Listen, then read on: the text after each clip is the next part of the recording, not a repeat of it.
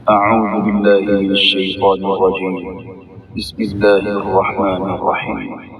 يا بني إسرائيل اذكروا نعمتي التي أنعمت عليكم وأني فضلتكم على العالمين.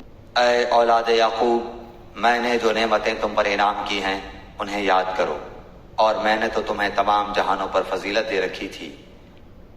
واتقوا يوما لا تجزي نفس عن نفس شيئا ولا يقبل منها عدل ولا تنفعها شفاعة ولا هم ينصرون۔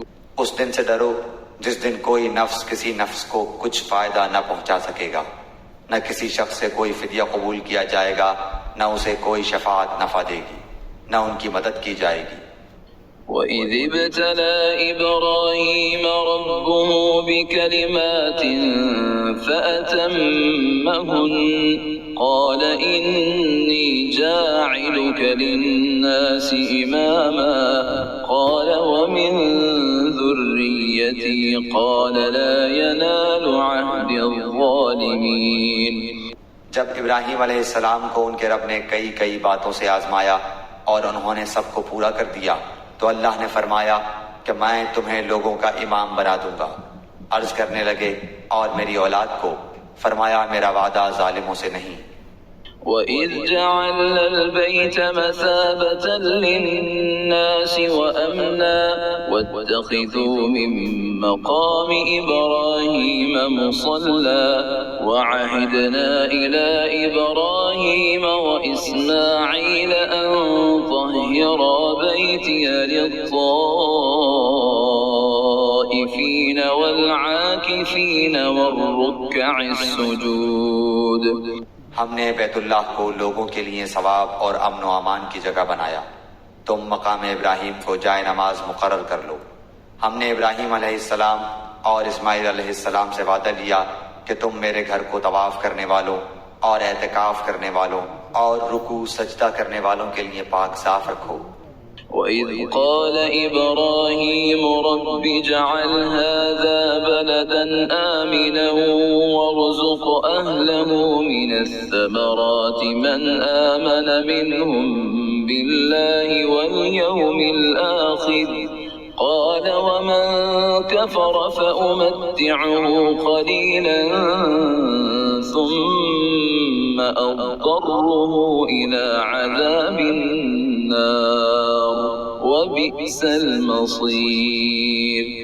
جب ابراہیم نے کہا اے پروردگار تو اس جگہ کو امن والا شہر بنا اور یہاں کے باشندوں کو جو اللہ تعالیٰ پر اور قیامت کے دن پر ایمان رکھنے والے ہوں پھلوں کی روزیاں دے۔ اللہ تعالیٰ نے فرمایا میں کافروں کو بھی تھوڑا فائدہ دوں گا، پھر انہیں آگ کے عذاب کی طرف بے بس کر دوں گا، یہ پہنچنے کی جگہ بری ہے۔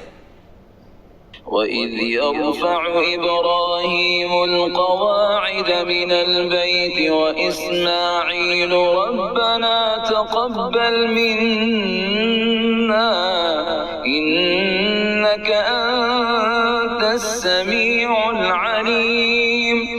ابراہیم علیہ السلام اور اسماعیل علیہ السلام کعبے کی بنیادیں اور دیواریں اٹھاتے جاتے تھے اور کہتے جا رہے تھے کہ ہمارے پروردگار تو ہم سے قبول فرما، تو ہی سننے والا اور جاننے والا ہے۔